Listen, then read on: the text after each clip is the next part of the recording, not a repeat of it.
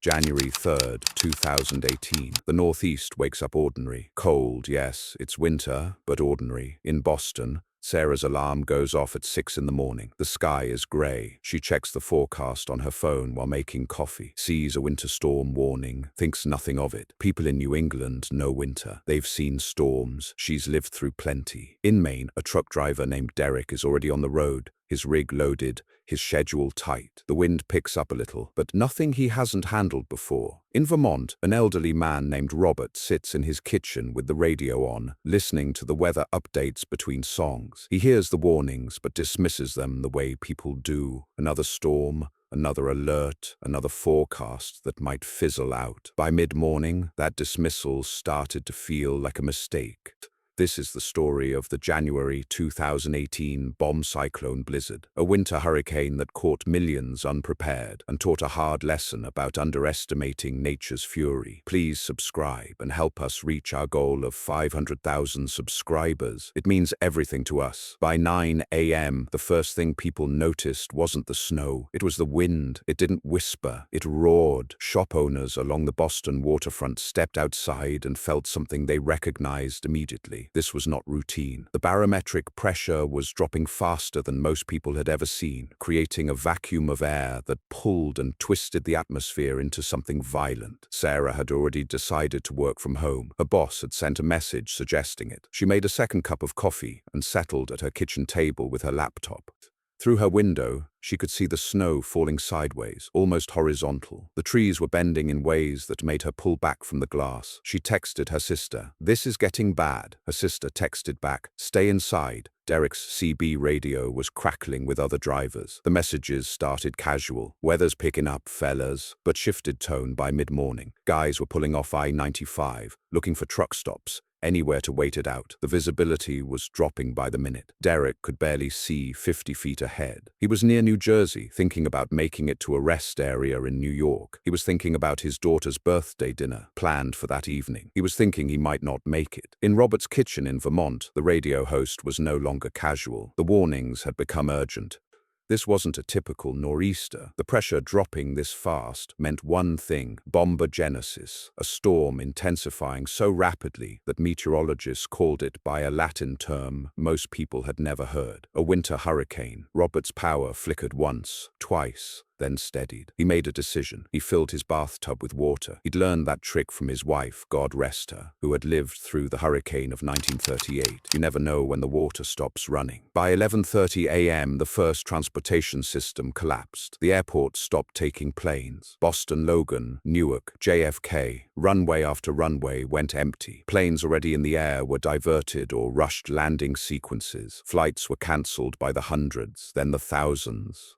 People in airports watched screens flip from boarding to cancelled to cancelled to cancelled. Roads were becoming impossible. The snow wasn't accumulating gracefully. It was being driven sideways and upward by winds that gusted well over 50 miles per hour. The roads went from slick to impassable to invisible in the span of an hour. Derek knew he wouldn't make it. He took the next exit and found a truck stop near New Brunswick. Dozens of other drivers had the same idea. Semis were lined up in the parking lot like a city of metal. The noise outside was constant. The sound of wind against massive vehicles, a howl that filled the cab even when the engine was off. He called his daughter. "Daddy's stuck," he said. "I'll be home as soon as I can." She was 7.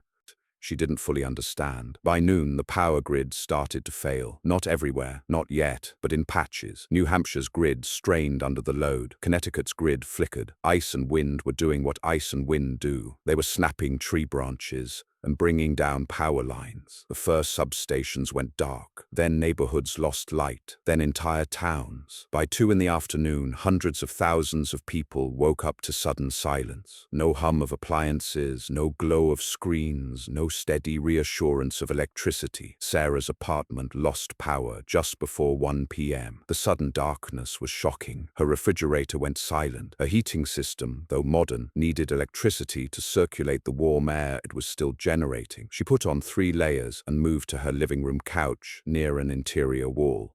She lit a candle, carefully, always carefully, and waited. Outside her window, the The snow had become a white wall. It was so thick you couldn't see the building across the street. In Maine, schools started early dismissals by mid-afternoon. Buses were sent out while roads were still technically passable. The window was closing. Administrators made the call, "Get the kids home now." Teachers helped children into buses, watching the snow pile up in real time. One teacher, Mrs. Chen, made a note of every kid from her class getting on the bus. She counted. She recounted. Everyone was there. Everyone was going home. By 3 p.m., the communication systems were overwhelmed. Cell towers were struggling under the load of millions of calls and messages. Texts were delayed or failed. Some towers lost power. The internet slowed to a crawl. People who wanted to check on distant family members found they couldn't get through. The normal web of connection that held people together in a crisis was starting to unravel. By 6 p.m., darkness arrived early. Not just the absence of daylight, the absence of light. Many people had no electricity. Those with power were watching their lights flicker. The temperature outside had dropped below 20 degrees Fahrenheit. Wind chill made it feel more like 20 below. The snow was now over a foot deep in many areas, with drifts reaching 3, 4, even 5 feet in some places. The drifts weren't obstacles, they were walls, invisible walls that appeared suddenly in the darkness. This is when people began to understand they weren't just experiencing a snowstorm. They were inside a winter hurricane. Sarah's apartment was getting cold. She'd found a battery-powered radio and was listening to updates. The news wasn't comforting. The storm surge was affecting coastal areas, water rising in ways it shouldn't during a winter storm, driven inland by the apocalyptic winds. In Boston Harbor, water was flooding streets that had never flooded. In Connecticut, in Rhode Island, along the New Jersey coast, the Atlantic was invading the land. She texted her sister again. "Have you heard from Mom?" Her sister's response took 20 minutes to arrive. "No cell service. I'm sure she's fine." Sarah was sure too. She had to be. Robert was running a small wood stove in his living room, the only heat source that didn't require electricity. The stove had been in the house since the 1960s. He'd kept it maintained out of habit, out of the kind of preparedness that comes from age and memory. He fed it wood, piece by piece, watching the glow through the small window. The temperature in his house was dropping toward 45 degrees, then 40. In the bedrooms, it was nearly freezing. He draped blankets over doorways to contain the heat. He'd learned that trick too, long ago. Around 8 p.m., a family in Massachusetts made a decision that would stay with them forever. The Kowalskis lived in a farmhouse on the edge of a rural town. Michael was 44, his wife, Linda, was 42, and they had 3 kids, Emma, 14, Jack, 11, and little Sophie, 5. Their power had gone out at 1:30 p.m. Their natural gas furnace wouldn't work without electricity. The backup generator they'd bought 3 years ago after a smaller storm was in the garage. Michael fought against the wind to reach it, plugging it in, getting it started.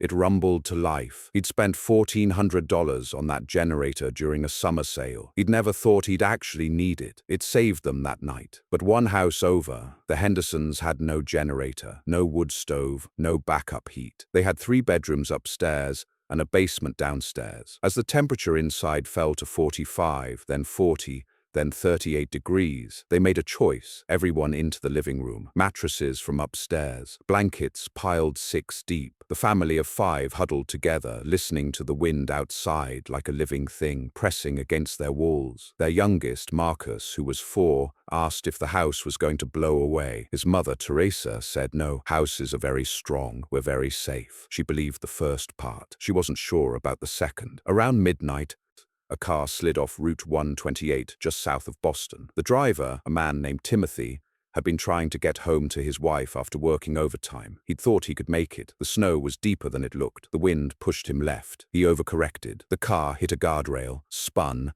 and came to rest in a shallow ditch on the side of the road. It wasn't a crash, not violent, but he was stuck. The engine still ran. He turned on the heat and tried his phone. No signal. He tried again. Still nothing. The storm was a wall of white beyond his windshield. He had half a tank of gas. He was 20 minutes from home, 20 minutes that might as well have been 20 miles. Timothy kept the engine running and waited. He was scared, but he was alive, and his car was intact.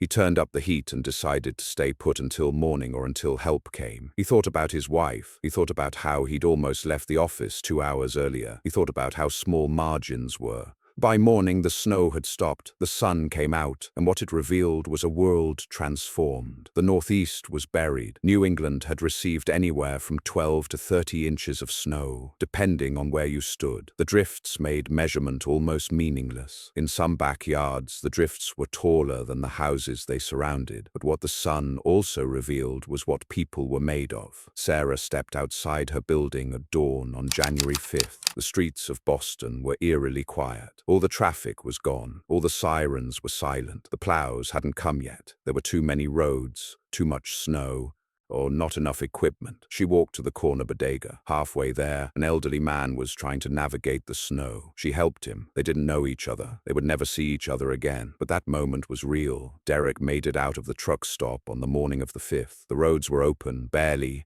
and he drove carefully toward home. When he walked through his front door, his daughter ran to him and hugged him around his legs. He'd missed her birthday dinner, but he hadn't missed her. That was all that mattered. In Vermont, Robert's house had held. The wood stove had kept him warm enough. He called his son, got through and said, "I'm fine." His son was crying with relief on the phone. Robert understood then, really understood, that he wasn't just an old man in a house. He was someone's worry. He was someone's relief when the call came through. The Kowalski's generator kept running. It ran for 36 hours straight before the power came back. Michael would joke about it later, but in that moment, sitting with his family, feeling the warmth from the furnace, watching his kids sleep safely on the living room floor, he understood that generator had become his most prized possession. He'd paid for it with summer money. It had paid him back with peace. The Hendersons survived on blankets and body heat. The night had felt endless and cold and scary. But in the morning, when they walked outside and saw the snow, actually saw it, not felt it, Marcus stopped being afraid. He made a snowball. He threw it at his sister. By noon, they were laughing. Teresa would remember that laugh.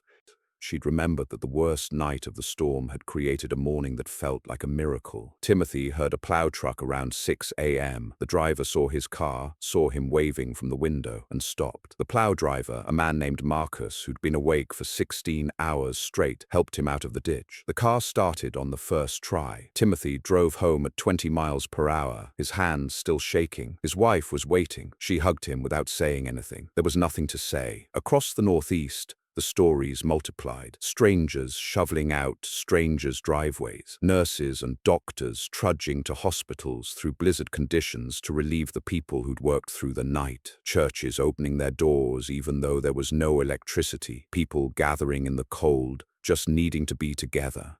A bar in Boston that had an old fireplace and a generator offering heat to anyone who walked in. "Come inside, get warm. First drinks on the house," the owner said. By evening, there were 40 people in there who had no heat at home. People remember the silence. That's what stayed with them. The absence of car horns, sirens, the endless rumble of the city. One man said, "For 24 hours, it was like the world had stopped." People remember the neighbors they'd never met before. "He came over with a shovel," someone said. "I'd never seen him before, and he didn't even introduce himself. He just started shoveling." By the time they talked, half the driveway was clear. People remember the cold that made them conscious of every breath, the kind of cold that takes your breath away, that turns your exhalation into visible clouds, that makes you understand that you are warm blood in a freezing world. People remember the kids on sleds the day after, sliding down drifts, the winter no longer threatening but playful. People remember the power coming back, the sudden hum of the world restarting, appliances whirring to life, furnaces roaring back into action. People remember that moment when you could turn on a light without thinking about it. In the following weeks, conversations changed. Preparedness became real, not theoretical. Generators sold out completely.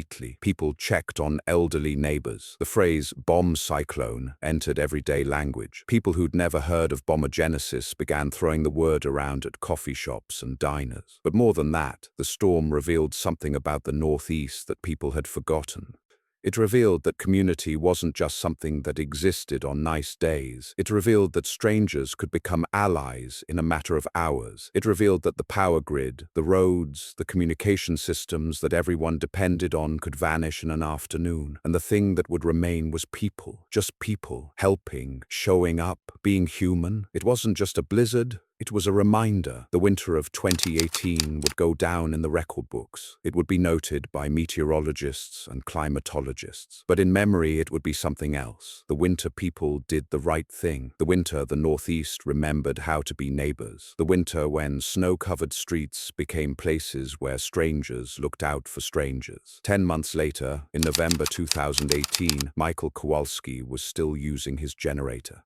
He'd bought a second one, brand new, even better specs. He kept them both maintained, serviced, ready. He didn't talk about it as fear. He talked about it as preparedness. But what it really was memory. Memory written into caution. Memory written into backup plans. On Sarah's kitchen shelf, there's a battery-powered radio now. It sits next to her coffee maker. Sometimes visitors ask about it. She tells them, January 2018, and they nod. They know. Robert still lives in his Vermont house. Every fall, he cuts extra wood. Every spring, he checks the wood stove, makes sure it's ready. He's 91 now. He doesn't talk about dying. He talks about winter, about being ready, about how the old ways, the knowledge his wife taught him, the habits his parents instilled, sometimes they're not quaint, sometimes they're survival.